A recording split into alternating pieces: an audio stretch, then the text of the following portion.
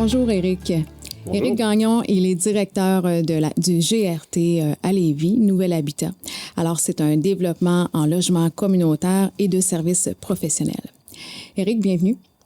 Merci. Explique-moi, c'est quoi un GRT? Oui, comme beaucoup d'organismes, on a un acronyme comme nom. GRT, ça veut dire Groupe de ressources techniques.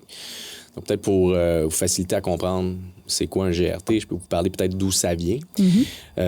L'idée, c'est des mouvements citoyens, en fait, qui se sont regroupés suite de grands développements d'infrastructures. C'était souvent dans les grandes villes, mais aussi en périphérie, en région. On peut penser à la Société Radio-Canada quand ils ont exproprié le faubourg à Amlas ou encore quand ils ont fait les grandes autoroutes à Montréal, l'aéroport. Donc, c'était souvent des quartiers populaires qu'on expropriait. C'était la même chose à Trois-Rivières, à Québec. Donc, on passait les autoroutes, on les passait pas dans les quartiers les mieux nantis. Sinon, c'était minime partie. C'était souvent dans les quartiers populaires. Même le maire de l'époque disait « On va être la première ville sans taudis. » Donc, c'est des affirmations en pensant qu'on va tasser la pauvreté comme si ça allait disparaître. Alors, des groupes qui se sont mis ensemble. Nous, on a besoin de logements, mais on ne peut pas aller n'importe où non plus. On a besoin des logements abordables qui représentent, qui répondent à nos besoins, finalement. Donc, c'est de là qu'ils ont demandé l'expertise de certains professionnels, des architectes. À l'époque, c'était l'Université de Montréal. Et ils ont décidé, ensemble, de créer les premiers GRT. Bon, ça a été des initiatives là, plutôt isolées au départ, puis ça a créé un mouvement. Donc, et le GRT Nouvel Habitat est né presque au début du mouvement des GRT. Donc, on a 46 ans cette année. Donc, qu'est-ce qu'on fait? On développe du logement socio-communautaire qui est généralement... Et l'objectif, c'est d'être toujours en dessous du marché. Donc, c'est à but non lucratif. C'est soit des OSBL d'habitation ou des coopératives d'habitation. On travaille également avec les offices d'habitation. Lucie Patoine, elle est directrice du Carrefour alimentaire. Alors, c'est un organisme qui soutient la sécurité alimentaire. Lucie, j'aimerais ça que tu nous expliques en quoi consiste l'organisme. En fait, l'organisme offre des services et des activités pour justement contrer l'insécurité alimentaire. Donc, quand on parle d'insécurité alimentaire, on parle de beaucoup de choses. On rejoint l'alimentation, bien s'alimenter pour justement combler tous nos besoins, avoir un lieu où est-ce qu'on peut briser l'isolement, développer des compétences au niveau de l'alimentation, mais aussi sociale. Un lieu où on vient aussi... faire le transfert de connaissances au niveau de l'alimentation par des ateliers, participer. C'est un lieu où on peut s'impliquer aussi au Carrefour, donc un lieu d'intégration pour l'implication citoyenne. Bonjour. Bonjour, ça va bien? Ça va bien, merci. Merci beaucoup d'être présente. Ça me fait plaisir. Tu es directrice de l'organisme L'Intervalle en santé mentale. Alors, c'est la mission première de l'organisme. J'aimerais que tu puisses nous détailler à quel point l'organisme soutient la communauté. OK, d'accord. Qu'est-ce que ça fait, l'organisme? En partant, l'organisme L'Intervalle, c'est une maison de transition, d'hébergement de transition en santé mentale. Ça fait... 30 ans, plus de 30 ans qu'elle existe. Donc, dans les 5 premières années, c'était sous une autre appellation et depuis 25 ans qu'on appelle la maison L'Intervalle.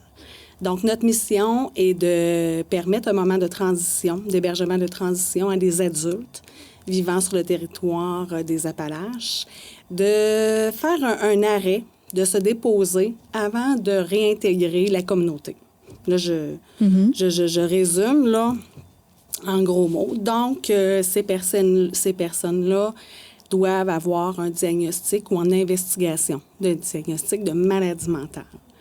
Donc, suite à ça, nous, on travaille en collaboration beaucoup avec le réseau, entre autres l'équipe de santé mentale, pour avoir un accompagnement, un soutien, comme la personne ne sera pas chez nous à long terme, on doit déjà tranquillement préparer son retour dans la communauté.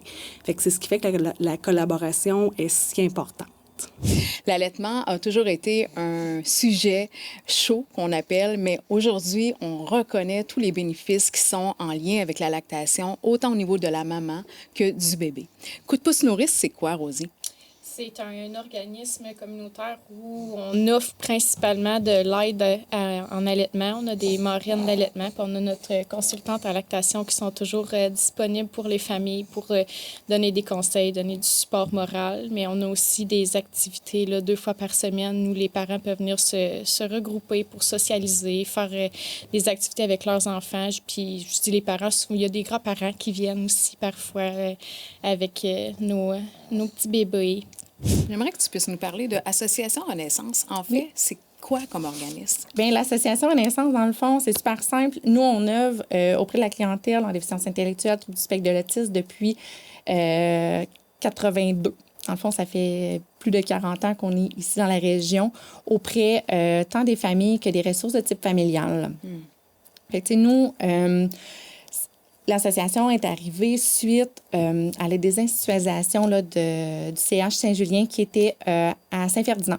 Fait que, suite à ça, dans le fond, ça a été créé par des intervenants de la région qui chapeautaient, là, qui gravitaient là, autour d'eux, aussi avec des personnes qui étaient intéressées par la cause, afin de pallier au manque de services adaptés offerts à cette clientèle-là. Parce que là, à ce moment-là, quand la désinstitutionnalisation est arrivée, dans le fond, les gens se sont retrouvés à partir de l'hôpital où c'était des milieux qui étaient habitués de vivre et s'en allaient dans des familles de type familial. C'est des ressources de type familial. Fait que, ça pouvait leur permettre de vivre vraiment un crocron plus familial. Avec, exemple, j'en ai là, que c'est des ressources qui ont à peu près... tu peux avoir 9 lits.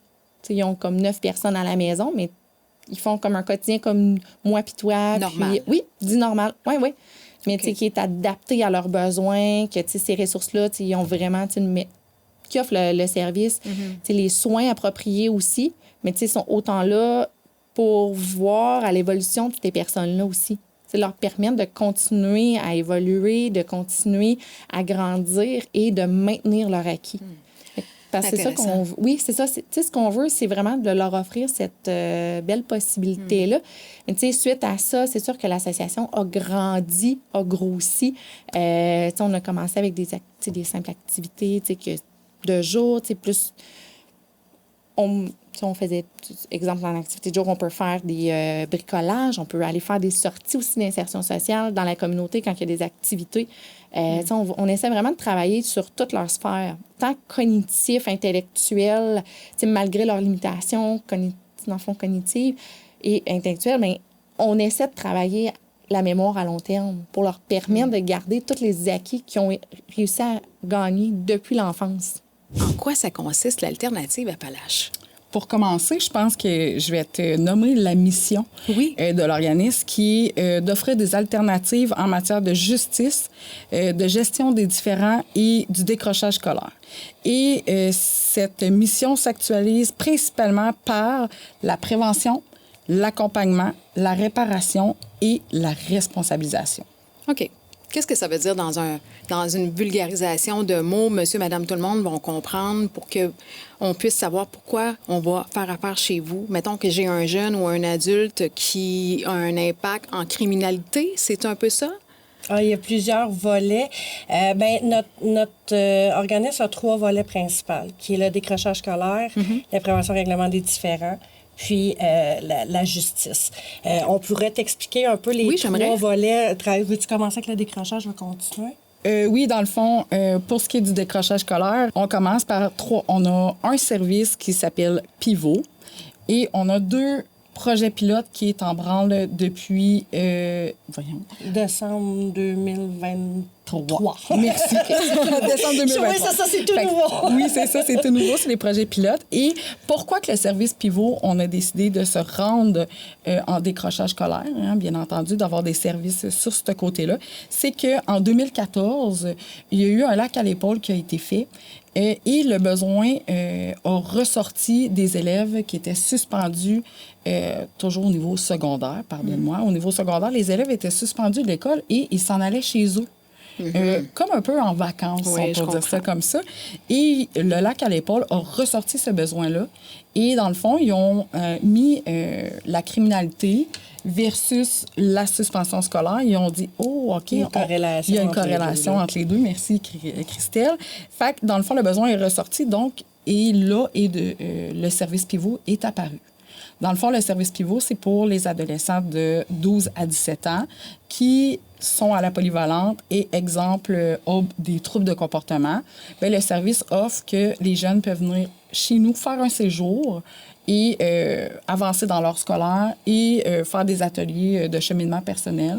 C'est à peu près un séjour de 6 à 8 semaines et par la suite, ils retournent à l'école. Okay. À ce niveau-là, en 2014, c'était vraiment juste pour la suspension scolaire. Mais depuis, je vous dirais, la COVID, les besoins des élèves ont changé. Les besoins des adolescents ont changé. Ça a explosé. Exactement. Et de là est sorti que nous avons rénové tout le local du service pivot et on l'a mis en classe flexible. Ça, c'est un besoin qui ressortait beaucoup envers nos jeunes. Et de là, nos projets pilotes aussi, c'est un besoin de la communauté. On a eu plusieurs appels de parents, plusieurs appels aussi des directions, bien entendu, et pour avoir une alternative à la scolarisation. Ce qui veut dire encore que c'est au niveau du secondaire, 12 à 17 ans, et c'est les jeunes qui viennent faire un séjour à pivot, mais que ils ne sont pas capables de cadrer dans un cadre scolaire. Scolaire standard. C'est ça, exactement. Ouais, donc, ce besoin-là est beaucoup ressorti. Mais tu sais, les chiffres, c'est pas 50, 60 jeunes par année. Là. C'est plutôt maximum peut-être une dizaine de jeunes qui peuvent faire affaire avec ce projet pilote-là. Et cela, c'est à long terme. Fait qu'on peut les acquérir jusqu'à 6 mois. C'est quand même... Wow. C'est quand même beaucoup, mais toujours, c'est très important de dire qu'on travaille en collaboration avec l'école, vraiment main dans la main pour le jeune soit vraiment bien encadré et qu'il atteigne ses objectifs aussi. On veut savoir, qu'est-ce que c'est la JT? Oui. Bien, premièrement, la JT, c'est une maison d'hébergement qui vient en aide là, aux femmes puis aux enfants qui sont victimes de violences conjugales. Mais on offre aussi toute une autre gamme là, de services là, que je pourrais là, détailler, en fait, là, qui a vraiment comme pour but premier que la femme puisse reprendre là, du pouvoir sur sa vie. Ça existe depuis longtemps, la JT, j'imagine? Oui, un bon là, 40 ans. Là, 40 ans que vous êtes sur le territoire? Oui. Wow, donc vous en avez aidé des femmes, là? Oui, exactement. Et quel service on peut avoir chez vous? Oui, en fait, là, c'est quand même large là, comme service. Nous, on a une ligne d'écoute télécophonique qui est, dans le fond, ouverte 24 heures sur 24, 7 jours sur 7. Donc, il y a toujours une intervenante là, qui est là pour répondre aux femmes. On fait de l'intervention individuelle et de groupe pour les femmes qui sont en hébergement. Donc, des suivis, en fait, avec une intervenante, mais des groupes qui sont aussi animés par une intervenante sur différents sujets qui vont toucher la violence conjugale. Donc, ces services-là sont aussi offerts aux femmes qui viennent, nous, on appelle ça en suivi à l'externe.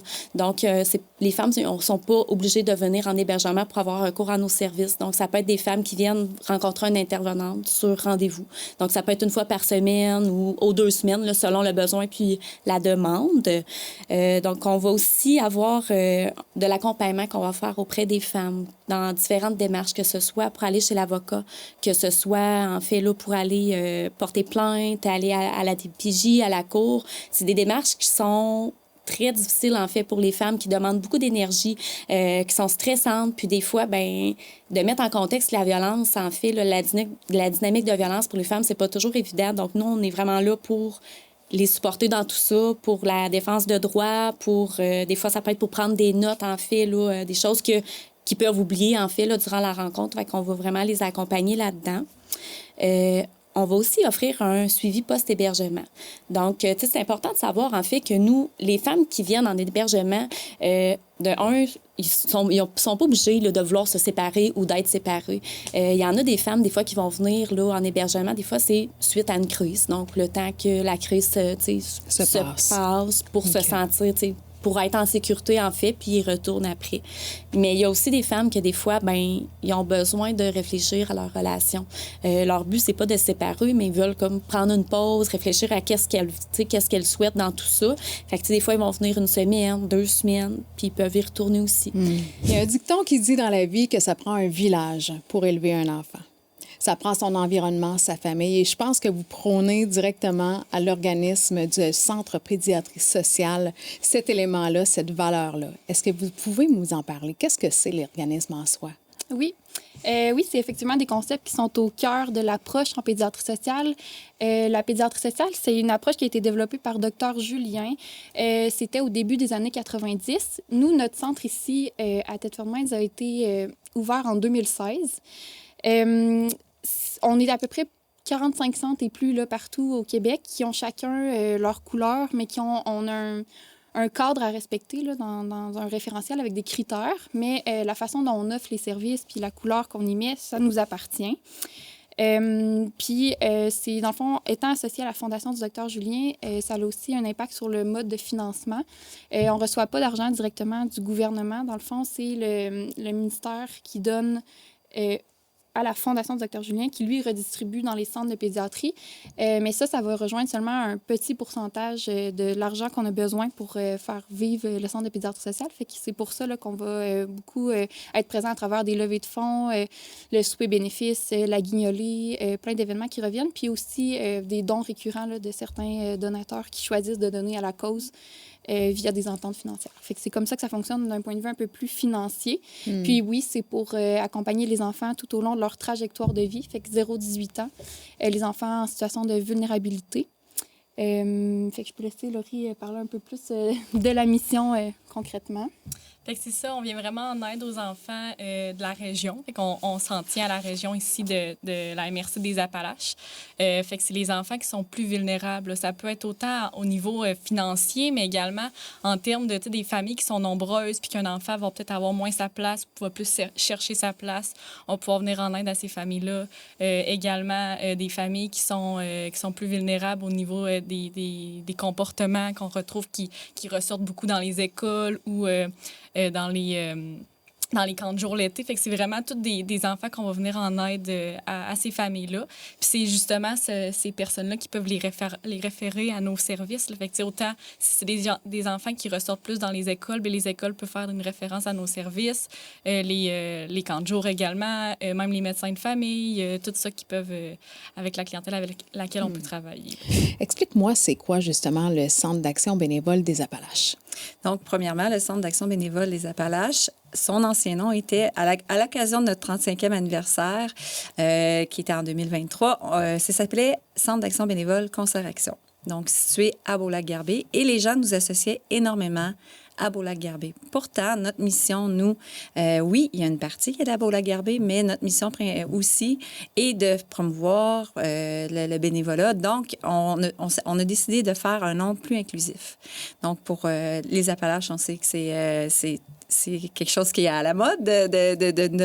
Donc, on s'est dit, oui, on va y aller vers le Centre d'action bénévole des Appalaches. On est fondé depuis 1988. Donc, c'est quand même une belle continuité, toujours à travailler avec les gens pour promouvoir justement auprès des organismes et auprès des gens pour promouvoir le bénévolat. J'aimerais ça que tu puisses nous expliquer c'est quoi Expression Écoute Active. Expression, initialement, en fait, Expression s'appelait SOS en amitié. Donc, dans la région, dans la MRC des Appalaches, Expression existe depuis 40 ans, donc ça fait longtemps que c'est là, c'est que c'est implanté. Initialement, c'était un organisme en ayant un seul service. Donc, il offrait une ligne d'écoute téléphonique aux gens dans le besoin. Donc, comme tu l'as si bien dit, là, vraiment tout ce qui... ça peut être de la solitude, quelqu'un qui vit de la solitude, quelqu'un qui vit des problèmes ponctuels, qui a besoin de parler, qui a besoin de se confier. Ça peut être toutes sortes de choses, en fait, que vivent les personnes qui ont besoin de ventiler, qui ont besoin de parler, qui nous appellent sur nos lignes. Donc, ça fait partie d'un de nos services qu'on offre, là, c'est la ligne d'écoute téléphonique, c'est le nerf de la guerre. Donc, grosso modo, on offre ces services-là. On a d'autres services. Par contre, on a également là, tout ce qui est formation en écoute active, parce qu'on pense que l'écoute active fait vraiment... Je pense que c'est la base de toute relation, que ce soit d'un employeur, que ce soit d'écouter ton chum, ta blonde, ton enfant. L'écoute est présente partout, Puis, en outillant nos gens à mieux s'écouter, bien, on pense que collectivement, bien, ça va apporter beaucoup de bienveillance puis d'humanité aussi. Donc, voilà. Donc, grosso modo, on offre des services grand public. On en offre aussi aux entreprises. On offre également, là, c'est un petit peu une primeur, là, mais on va offrir des groupes de soutien pour les endeuillés par suicide. Puis également, qu'est-ce que je voulais dire? On fait aussi beaucoup d'activités de sensibilisation et de promotion sur notre territoire pour tout ce qui est santé mentale positive. Qu'est-ce que Cancer et Vie? Le groupe d'entraide Cancer et Vie, c'est un organisme à but non lucratif qui vient en aide aux personnes atteintes de cancer et leurs proches qui résident sur le territoire de la MRC des Appalaches en leur offrant différents services et des activités pour améliorer leur qualité de vie tout au long des étapes de la maladie.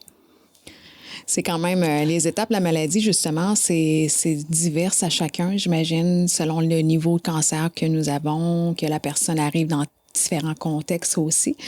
Quand vous dites que vous arrivez avec certaines expertises ou certaines interventions aussi que vous pouvez mettre en place quand la personne arrive, comment elle arrive, justement, cette personne-là, avec des difficultés, des irritations? Comment vous pouvez l'aider? Bien, tout dépend à quelle étape, justement, la personne entend parler de nous. Alors, il y a des gens qui viennent juste d'avoir un diagnostic, sont encore dans la phase du choc et c'est là qu'ils entendent parler de nous, soit par nos référencements, dont on parlera un peu plus tard, ou par bouche-oreille. Mais donc, on va l'accueillir dans où elle est rendue, dans ce qu'elle vit là. Il y a des gens où, au contraire, ils ont passé à travers une opération, la radiothérapie, puis là, c'est là qu'ils entendent parler de nous. Hein. On n'a pas de contrôle sur c'est quand que ça va arriver, ce fameux moment où on va être en commun avec eux. Mais on va vraiment les prendre où ils sont parce que c'est vraiment de tout là, qu'on peut... En quoi ça consiste, le Carrefour Jeunesse Emploi? Le Carrefour Jeunesse Emploi, en fait, comme on jasait un petit peu, c'est un organisme communautaire, donc à but non lucratif, avec différents services. C'est sûr que dans Carrefour Jeunesse Emploi, il y a Jeunesse Emploi. Donc évidemment, le but du Carrefour Jeunesse Emploi, c'est d'amener les jeunes à réaliser leur plein potentiel de manière à intégrer le marché du travail au niveau économique, personnel, de manière à ce qu'ils puissent réaliser leur plein potentiel, que le jeune trouve au CJE, trouver sa couleur, qui il est, puis trouver sa place dans cette société. Moi, je le dis souvent, puis je ne m'en cache pas, on vit dans une société qui est malade, mais il faut qu'on navigue au travers de ça. Donc, le Carrefour Jeunesse Emploi, on est là pour les accompagner, donc dans différents domaines. Donc, c'est pour ça qu'on a différents programmes, différentes enveloppes, donc gouvernementales. Donc, moi, je m'occupe des SAE, Services d'aide à l'emploi. Donc, ça, c'est financé par le Bureau de Services Québec, Emploi Québec. Donc là, on a des cibles, on a, il y a différents programmes qui va de faire un CV, une lettre de présentation, du coaching d'entrevue, à quelqu'un qui est plus éloigné du marché du travail, quelqu'un qui a besoin de travailler sur son autonomie personnelle, travailler sur son attitude professionnelle, travailler sur son estime de soi, ces choses-là, le ramener à ses forces, puis avec ses forces, travailler à l'amener à trouver sa place sur le marché du travail. En quoi ça consiste, l'organisme, le Périscope? Bien, en fait, le Périscope, c'est l'organisme que j'ai fondé en juin 2023. J'ai suivi une formation, en fait, au niveau d'accompagnement en fin de vie. C'est un peu champ gauche, si on veut, mais cette formation-là m'a permis de me rendre compte, moi-même, en parlant de nos deuils, que j'avais moi-même vécu un deuil périnatal pendant la grossesse de ma deuxième fille. Puis, ça m'a permis de me questionner, en fait, avec mon entourage sur OK, moi, j'en ai pas parlé, ça veut dire qu'il y a plein d'autres gens qui en ont pas parlé. Ça veut dire qu'il y a plein de gens qui le vivent en silence puis qui n'ont pas d'aide, qui ont peut-être besoin d'accompagnement. Fait que rapidement, avec quelques amis, quelques connaissances là, dans le domaine de la périnatalité dans la région, on a fait un peu un consensus, puis on s'est rendu compte qu'il n'y avait pas beaucoup de services qui étaient alloués au niveau du deuil périnatal dans la région de Thetford. Fait qu'on s'est quand même rapidement mis en branle là, pour ouvrir des services au niveau privé. Ça a débuté au niveau privé. Puis ensuite, là, on a fait les démarches là, pour devenir un organisme à but non lucratif en octobre de cette année-là aussi. Donc, voilà. Fait que présentement, l'organisme est ouvert pour offrir, entre autres, du support et de l'accompagnement là, aux parents qui vivent un deuil périnatal.